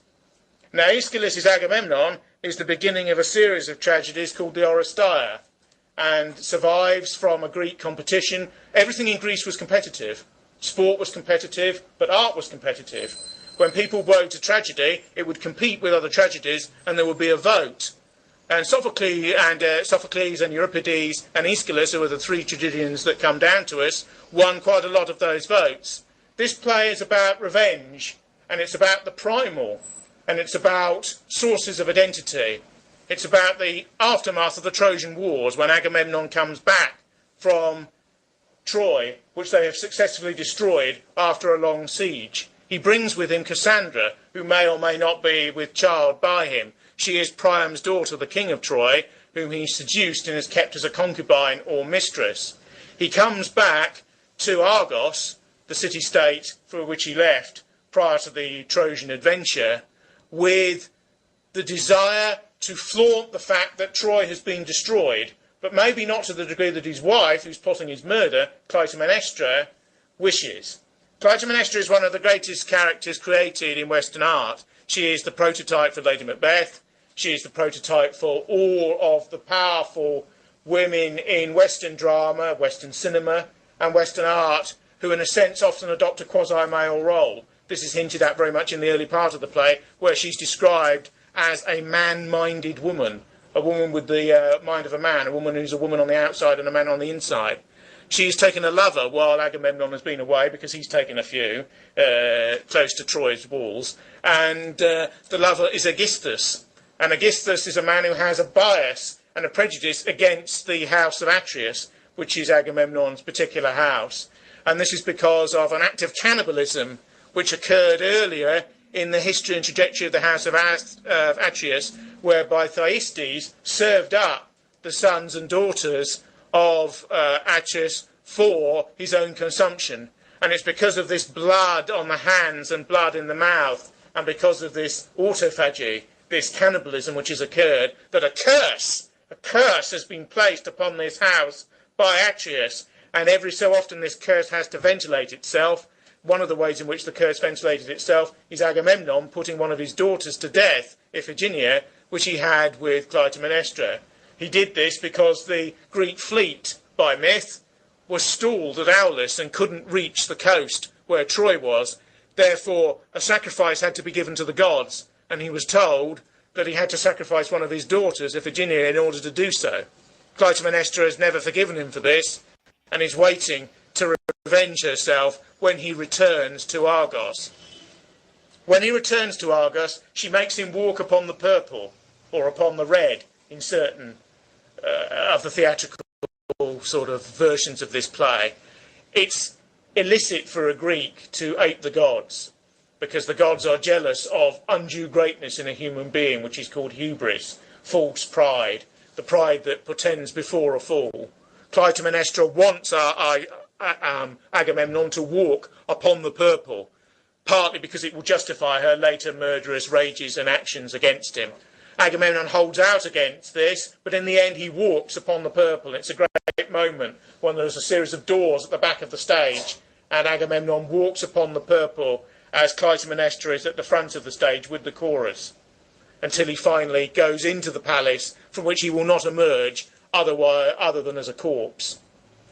Whether she murders him in the stagecraft with an axe or a sword is to me textually unclear. There's evidence for both. Aegisthus gives her a sword, but she also slaughters him the way that you slaughter an animal for sacrifice in accordance with Greek traditions, and this is with an axe. Many of the classical paintings of this play from the 19th century, particularly in English and British art, show Clytemnestra with an axe, either leaning on the axe or holding the axe over a net. The net is there because these are the curtains, the netting that she actually traps Agamemnon in prior to giving the blows that kill him in the bath. This is a scenario which has been worked out by Aegisthus, but Aegisthus is regarded as a weakling because he gets Clytemnestra to do the murder. One of the greatest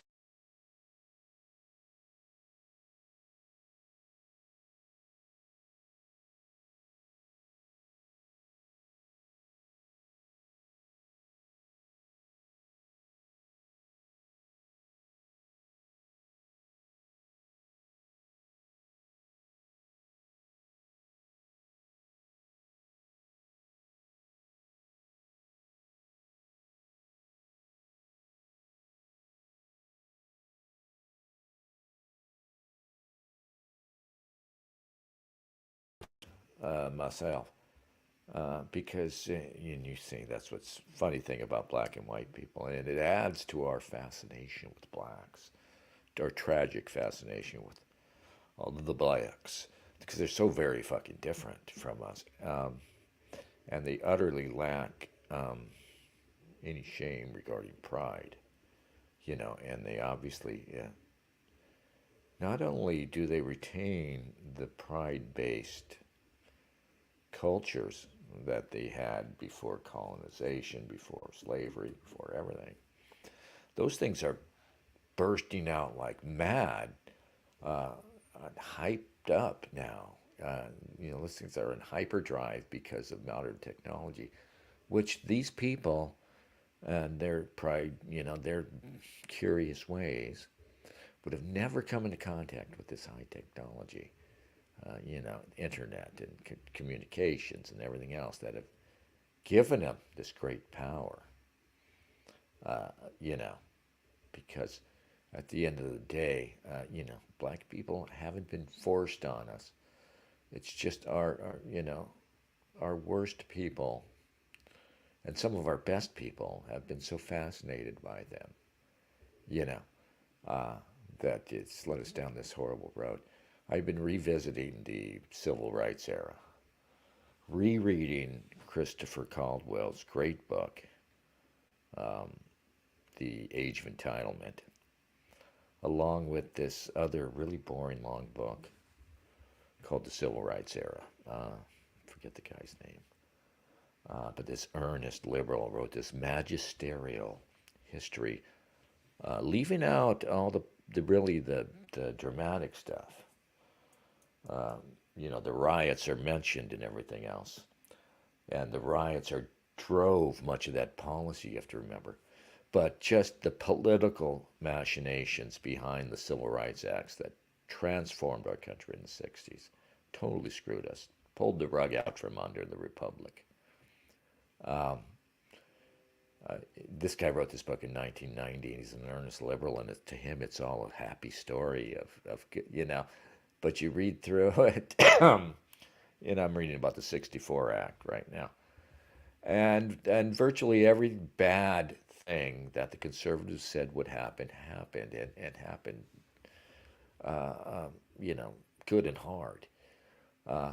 And people forget how anti-Southern it was for the white Northerners who were still sticking it to the South, 100 years after the end of the Civil War. And they didn't think they were going to get bused. These Boston liberals, for instance, didn't think they were going to get busing and all this other disastrous stuff.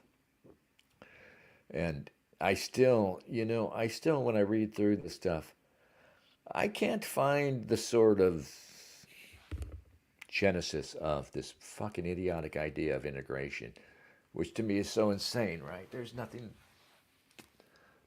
more insane than the idea of integration, the idea in America that took hold and was taken for granted and still is.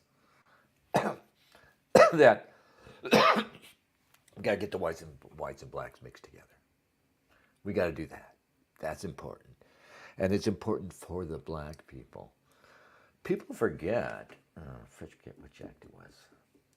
Busing, basically, the Brown decision, right, was based on one ridiculous study about kids choosing dolls, right? You've heard this probably. And even the black kids chose the white dolls. Oh, isn't that terrible? And that's because they didn't feel equal. And they would feel equal, though, if we just bust those nice, harmless black kids into your lovely lily white school.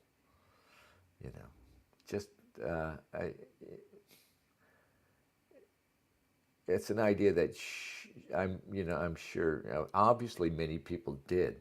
Most people, and certainly regular people, saw how insane it was.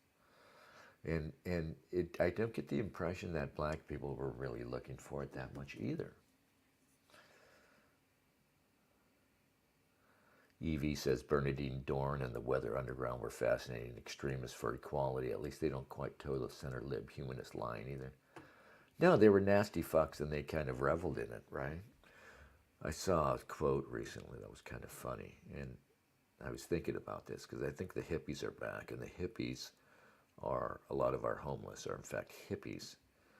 And the hippies that were in fact awful. The hippies aren't to be confused with radicals like the Weather Underground people. Definitely were not hippies. All the radicals of the 60s were not hippies. But what was the quote?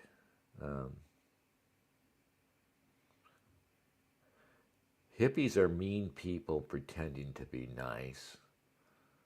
And I forget what the other one was. But anyway, that's really what they are, though. And that's the ill of today, is that people revel in being mean, and they always have. And that hasn't changed. But now, you know, they give the guise of this new religion. It's being nice. Helter Skelter, Evie, yes. Helter Skelter. In fact,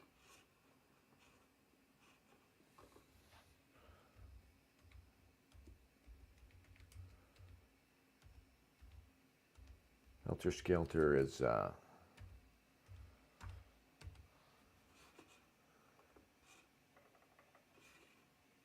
old favorite.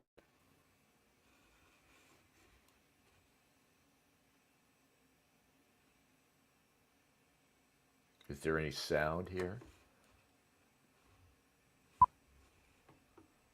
It's in my brain now.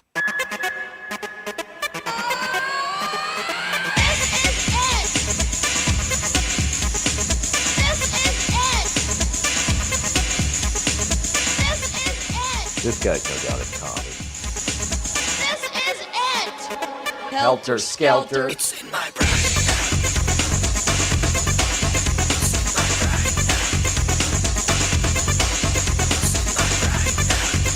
I'm repurposing all this 90s lefty crazy electronic.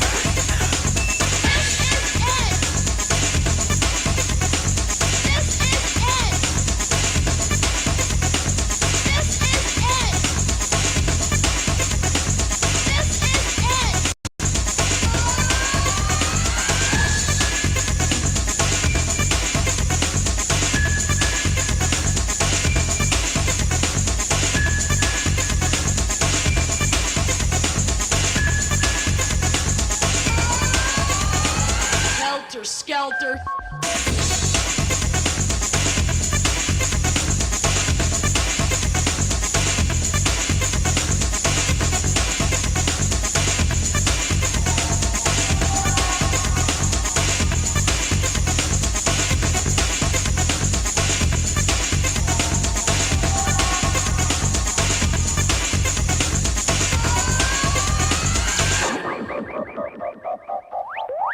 It's in my brain.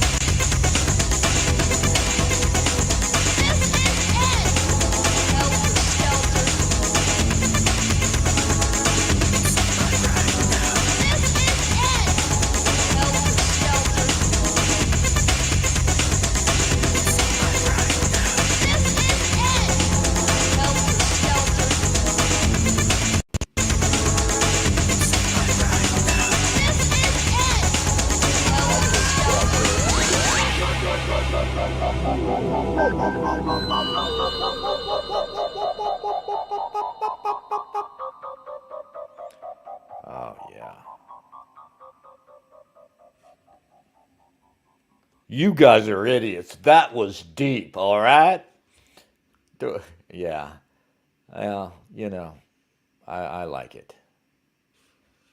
I just like it. You know,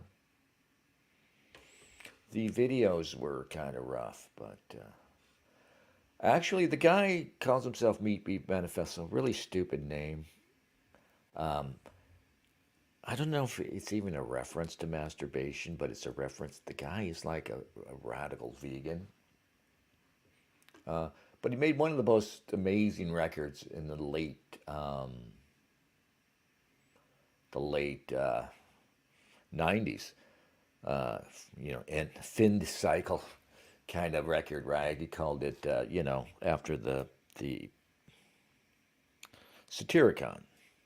Speaking of the Greeks, what was that, Romans? The Satyricon, yeah, it was all about, you know, from his perspective, he's a lefty talking about corporations and shit. But it was also about media manipulation and stuff, and had some brilliant stuff in it. Like I said, I'm repurposing all of this stuff and using it myself.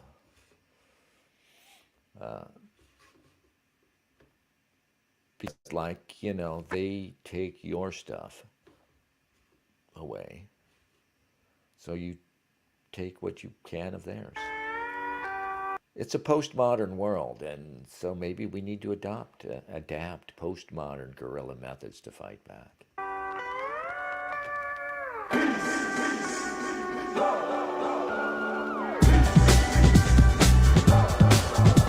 I just wish the videos were better.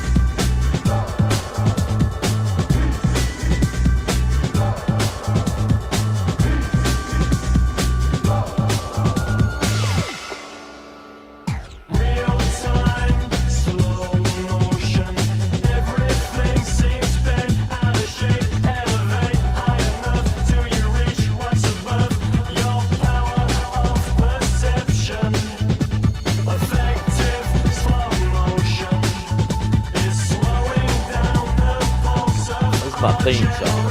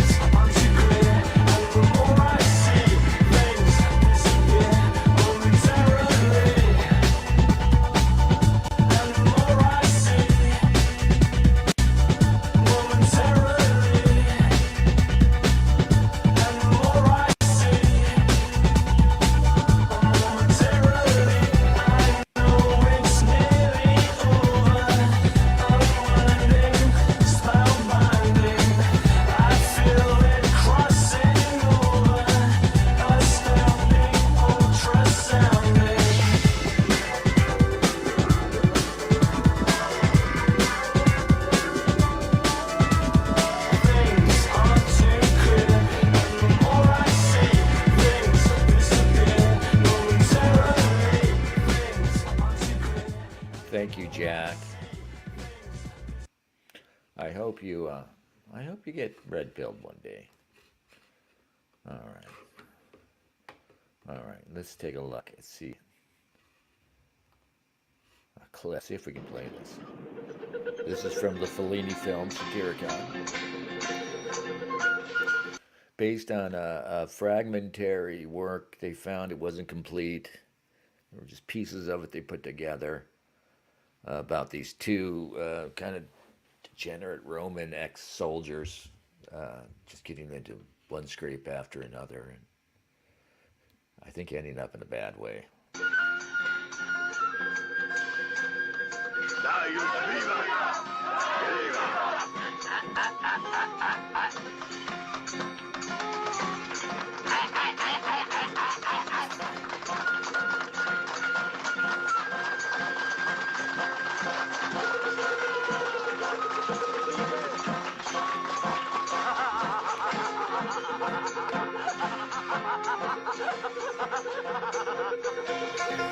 We're in the late Empire, we might as well. Lots of gender bending going on. Vino bisogna che gli fate onore. I pesci devono nuotare. Grazie agli dei io non I can't compro. believe they touched that black person's Tutto hair. quello che fa saliva mi viene da un mio podere che chissà dov'è. Dicono che sta tra Terracina e Taranto. Io me devo sconfinare con la Sicilia, perché mi voglio fare un viaggio fino in Africa. Così a piedi, a cavallo o anche per mare, navigo sempre sul mio. Simile in questo al sempre errante Ulisse. Vi piace la citazione? Anche a tavola i classici ci stanno bene.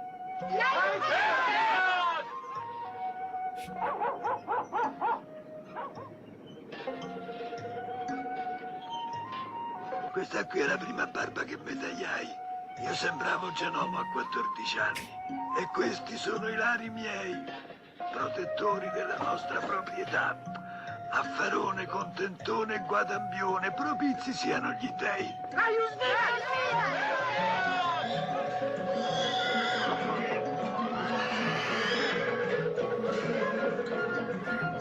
This is what was going on in Epstein Island. Sei nato a caso o sei d'acquisto? Né l'uno né l'altro, sono stato lasciato a te in testamento d'avanza. Cucina il più grosso, cucina, ma attento che se non vi è bene te passa Hillary una Clinton is tecnica di coming scopini. later. Una volta un povero e un ricco vennero a lì. E che cos'è un povero? Bravo, questa è buona. Ah, you pricks. Vado al vaso. La giornata se ne va come niente, mentre di volta, hai visto, tra notte. Allora non c'è niente di meglio che passare dal letto alla tavola. Abbiamo avuto un gran freddo, il bagno mi ha scaldato a stento. Ah, meno che mosche siamo, meno che mosche. Loro una certa resistenza ce l'hanno, ma noi niente più che delle bolle siamo. Un po' così, come diceva il contadino che aveva perduto il maiale pezzato.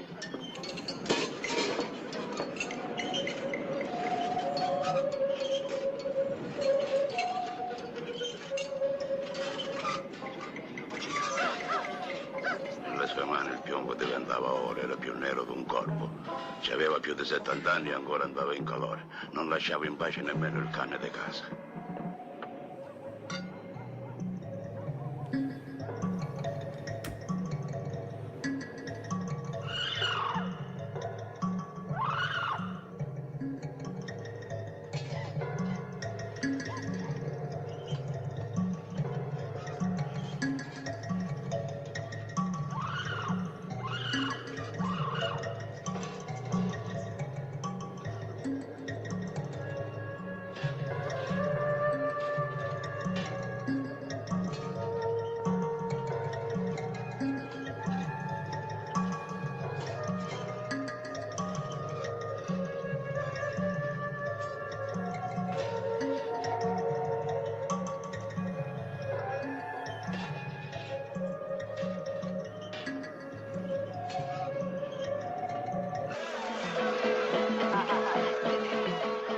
Ma come l'avete già cucinato? E la brescia non l'avete nemmeno sventrato? E me lo portate così? Il coco, chiamatemi!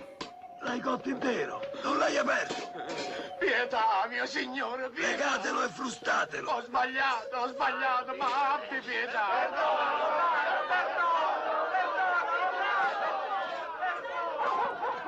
Allora che aspetti, disgraziato? Sventralo qua, adesso!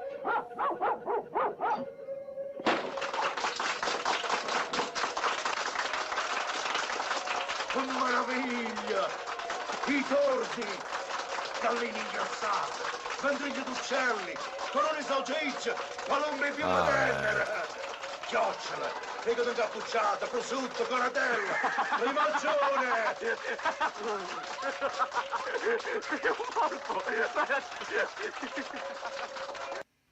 Great.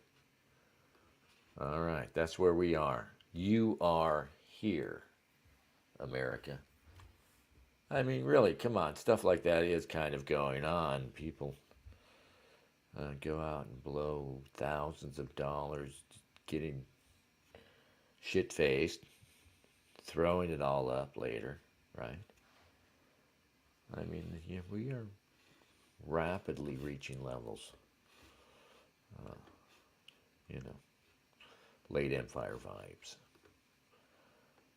But, you know, I was kind of made for late Empire, unfortunately. Yeah. Unfortunately. I was made for this. Yeah. All right. Does anybody out there have anything to say? Anything at all? Because we're going to shut this down. Another totally pointless stream. I promise you, next time it will be better. Right?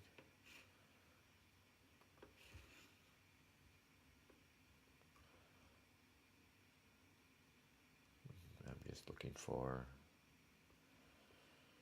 the way out, really. Looking for the exit door. It's in here somewhere. Pretty sure. Here's one. This is happy.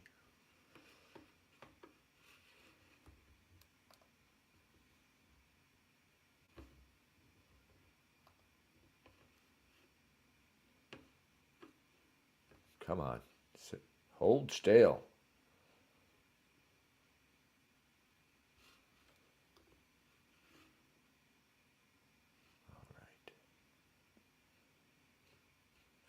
Just stay put for a moment. Thank you. All right.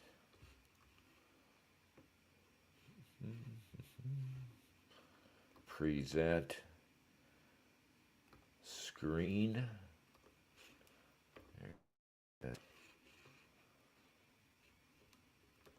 There's the vibe. Soft landing.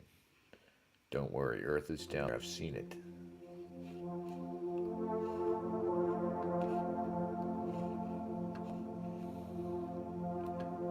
Get there, I'm buying.